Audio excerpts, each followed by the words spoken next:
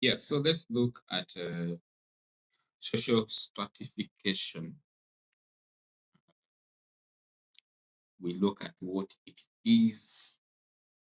How do we have social classes in our societies? How do they emerge? What theories explain the emergence of social groups or social stratification? What are the different types?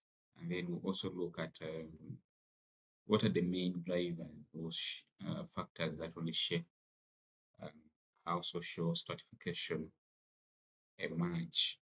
Okay, so those are the things that we are going to look at. Okay,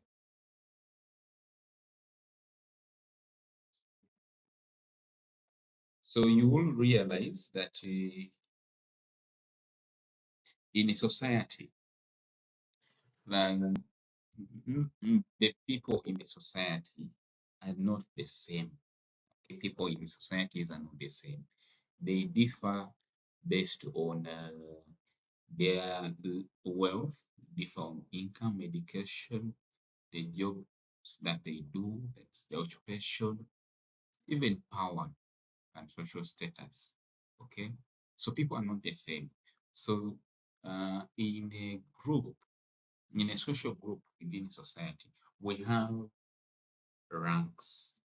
Okay, so the ranking or the hierarchical arrangement of social groups within a society is what we call social stratification. Okay, so people are classified based on uh, their their income levels, the wealth that they have, whether they're landlords or they're tenants, whether they are educated or not educated, whether they are casual workers or they don't have professional or jobs, and the social status.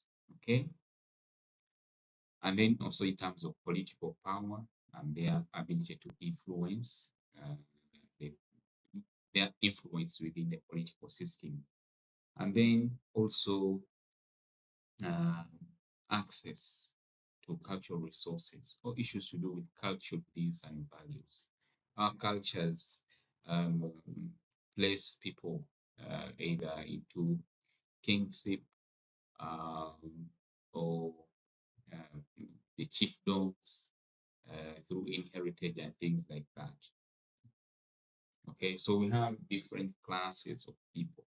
So in a social stratification, these are the things that they use to have people in belonging to different social positions. Okay. Now the effect of having people in social position is that if you have people, let us say for example, wealthy, and then you have those that are poor, the problems that can emerge is that usually those who are wealthy tend to have better health outcomes compared to those who are poor. Okay, so the unequal distribution of resources results into what we call health disparities. Okay, because those who are in the higher economic class can access resources, uh, can go can go to better schools, they build better houses, they can go to better hospitals because they can pay for that. So you have these social groups uh, tending to perpetuate, okay, uh, the unequal distribution of resources. So you see that generation after generation, you have certain people that are continuously having access to resources compared to others. Okay, and then we have what you call social mobility, which is that if you are born, for example, in one class, let us say you are born in a social group that is marginalized, that does not have access to opportunities, resources, and benefits. How do you move from that group to a group that is privileged, privileged group. So moving from a disadvantaged group to a group that has access to resources. That is what we call social mobility. Okay. So what are the chances that you can move from being in a poor family to transforming your family into a high income family? So that is also another issue to do with class. These divisions, uh, uh, social divisions or social stratifications uh, can make it difficult for social mobility to happen.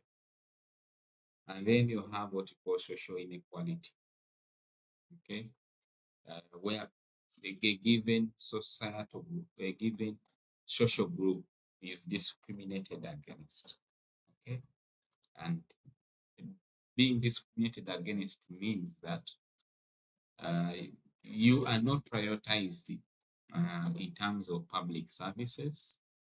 Okay, if it is about schools, your schools are not built.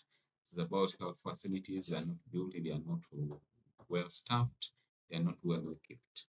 Okay, so it creates prejudice and social conflict. So you don't want to have that. So you want to have um, a society that thrives to make sure that everyone actually has the potential to move to improve their quality of lives.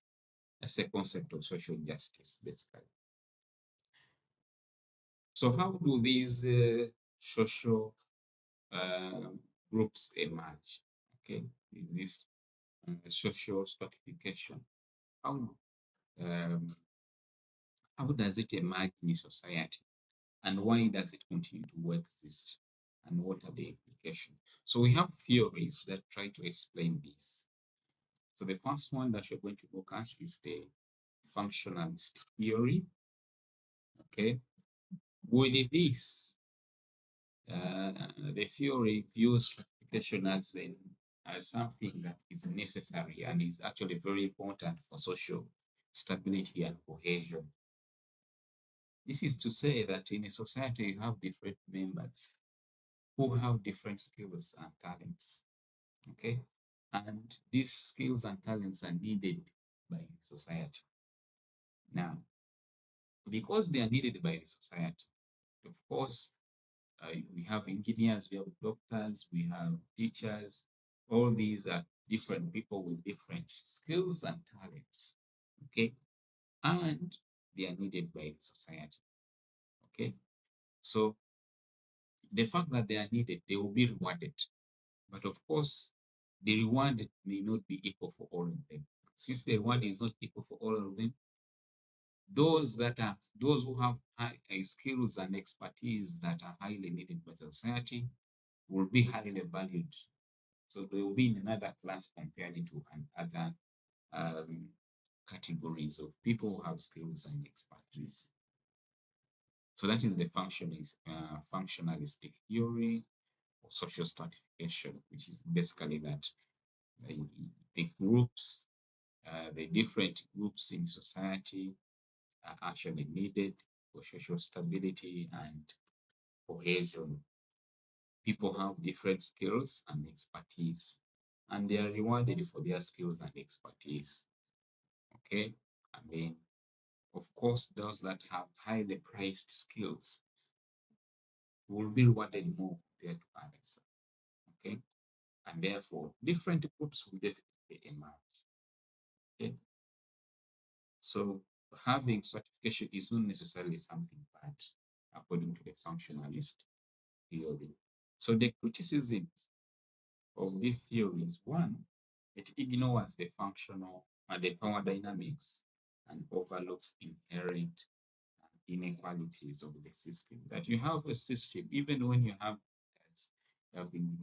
all these respectable professions, still you could have elements of inequality in society. Not all doctors will be rewarded in the same way. Okay, you you will not find all engineers being uh, rewarded in the same way in the same society. Okay, So you have power dynamics that play even in issues to do with expertise and skills. So the second theory is the conflict theory, which is that the groups or the classes, social classes, emerge because of fighting for the limited resources in the society.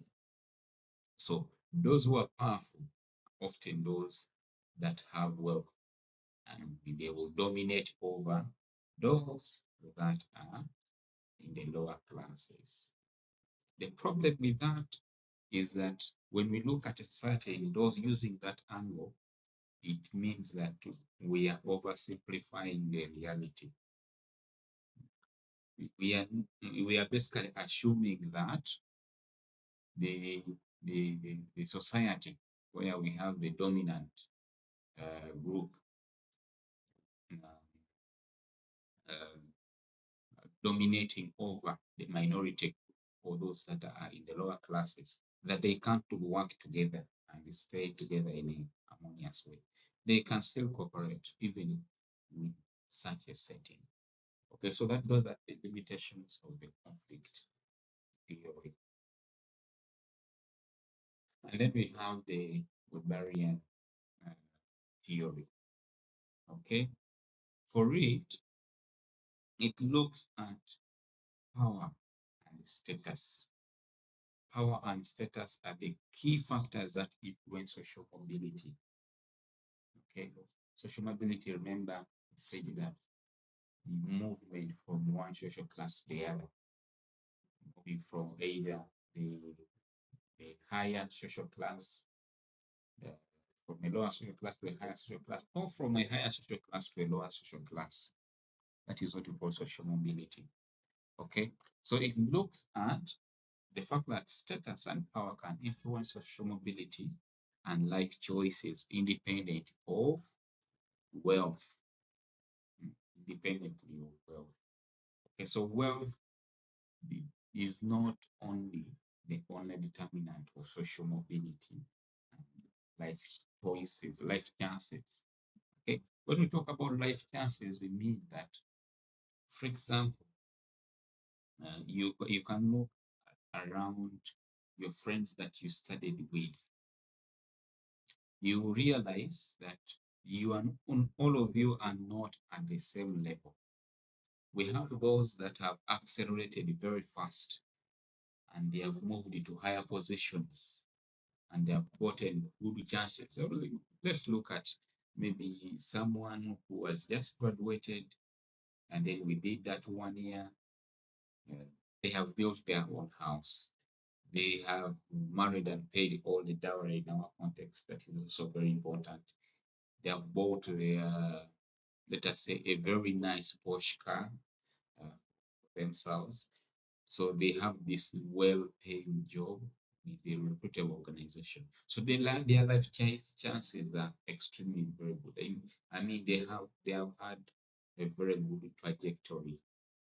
Okay, a very good trajectory. And then we have people who are uh, some could be that they are actually still unemployed. And then some could actually be that, okay, they've got this job, but it is underpaying job, or that they have a job, but that they are underemployed and they cannot use their skills that they have actually learned fully. So the job is basically not that gainful. So life choices or chances, I mean, is that the chances that you can make it. Okay. So with this theory, it's about status and power. Okay. Status and power play an important role, independent of the wealth. Okay, so the limitation is that it focuses on individuals and it overlooks the broader societal factors. Okay, the life chances that you have can also be influenced by you, the person. But again, you can make choices, but those choices may not survive in an environment where you have societal if structures that are limiting. Okay, there are things that you could wish to do, but as a society, we have not yet reached there to do the things that we want to do. Okay, so you could have the best wishes. You might have gone to school, you might have looked for the job in the right way, and things like that, but there are limitations that are beyond you. So, for example, if you have a lot of inflation, you don't have a vibrant private sector. These are things that you don't have control over. They are national issues. They are broader societal issues that are beyond you. Okay. So the Marxist theory, for it looks at what we call capitalism. Capitalism is where you're having people who really have resources, the capitalist class. Their aim is to maximize profits and they exploit the working class. Okay. And therefore, forever and ever, there's this perpetuation of this class that you have those who have the resources that we are calling the capitalists, and there's those that are in the working class who are working for the capitalists. But the capitalists will always exploit the working class. Okay? The challenge with that thinking is that it is very deterministic. This is to say that in a way there must have been there must have been uh, a cause for a certain effect to happen. That is not necessarily the case for everything. Okay, so it is not everything can be explained in that way. So you have complex situations or complex societies that cannot be explained just by the, the theory about capitalism. You know? So there are many other dynamics that come into play. And then we have the fifth one, which is symbolic interactionism. Okay, this theory focuses on the micro level interactions and meaning that shape social stratification. According to this view, social inequalities, which are basically the fact that you have you don't have equal access to resources. Different groups in a given society don't have equal access to resources, opportunities, and benefits. Okay, so we have people that are marginalized or disadvantaged groups within a society. When you have disadvantaged groups in a society, that is the manifestation of social inequality. Okay, so with this view, social inequalities are not fixed or objective, but they are constructed and negotiated through everyday practices, symbols, and identities. This is a very key point. It's like the way you look at yourself will determine the class that you will be in. So everyday activities, everyday interactions that you have will reflect the social class that you belong to. So therefore, what if you use impression management strategies, resistance, and adaptation to cope with or challenge positions in a social hierarchy? So the point here is that the symbols, the practices that you demonstrate on a daily basis during your interactions reflect your social status. Okay, so why don't you make sure that if you want to move from one social status to the other, why don't you reflect on you how your impression to others, why don't you manage your impression towards others? That is impression management. Why don't you resist being put in a particular class of people? Or why don't you adapt to a new class of people? So that is the symbolic interactionism as a theory of social stratification. Then the last theory that we shall look at is the feminist theory. This is actually the second last. The feminist theory. And with this, it views gender as a socially constructed concept. Okay? Gender is basically a social construction. It's not a biological trait. Now, this social construction influences access to resources, opportunities, benefits, okay, including issues to do with education, health, and many other things. Okay? Now, when you use the theory to explain social stratification, basically you are examining how gender interacts with other factors such as race, class, ethnicity, sexuality, age, disability, in a manner that can perpetuate privilege or oppression. So in a given society, how are women treated? Okay, because we know that gender is a social construct. So that social construction has influences on important societal issues, like I said, access to resources, opportunities, and other benefits.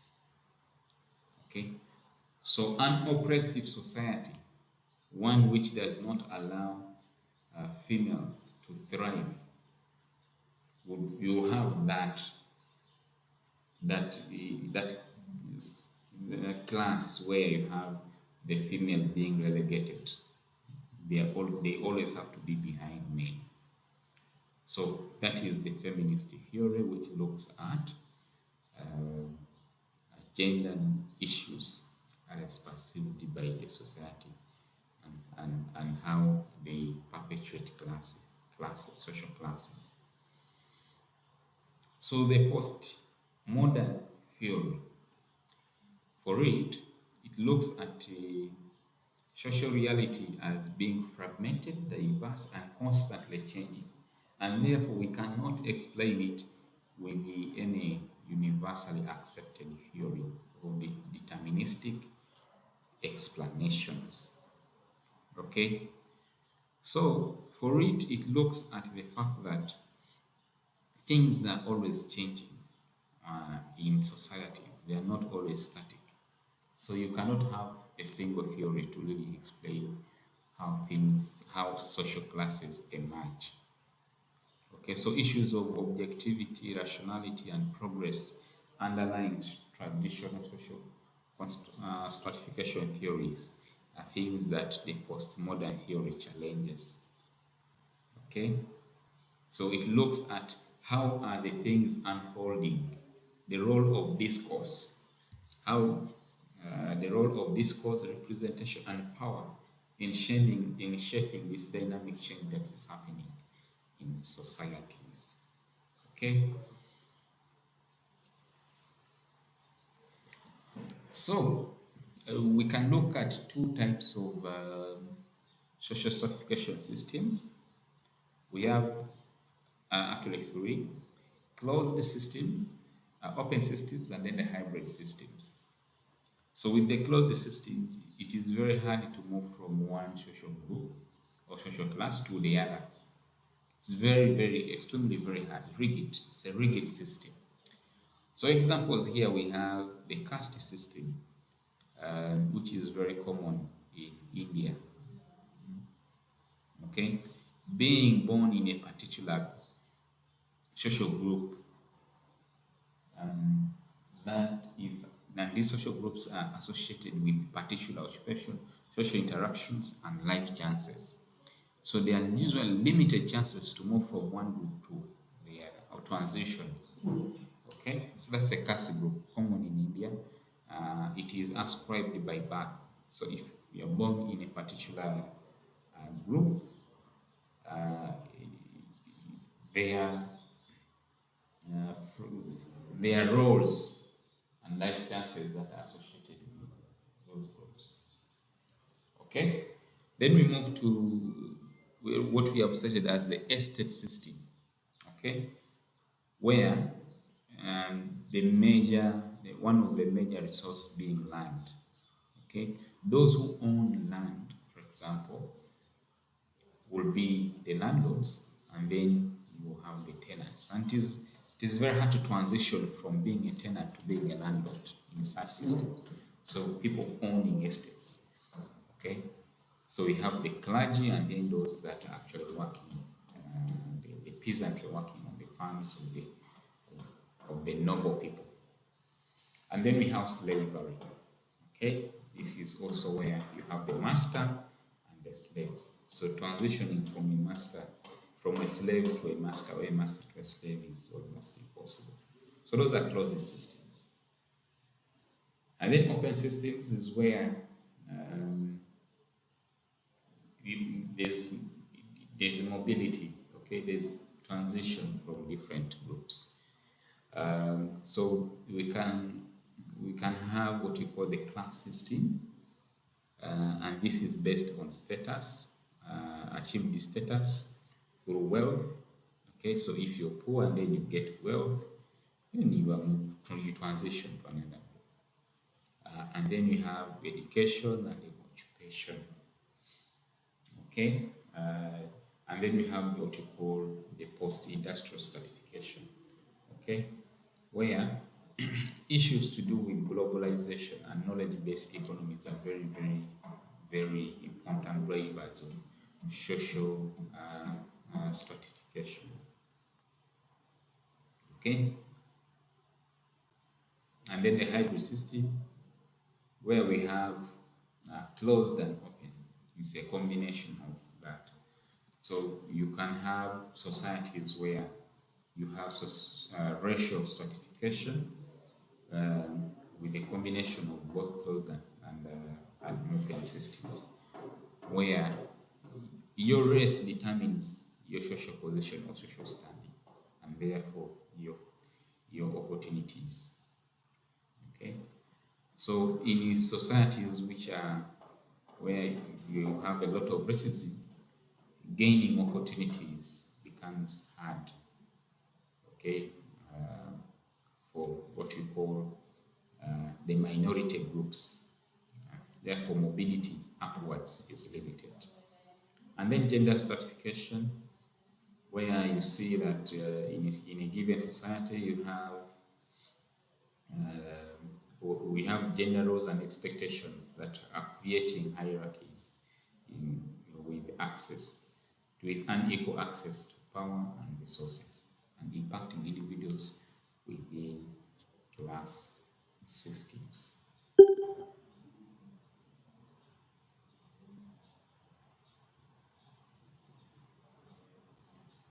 Okay, so that marks the end of this session.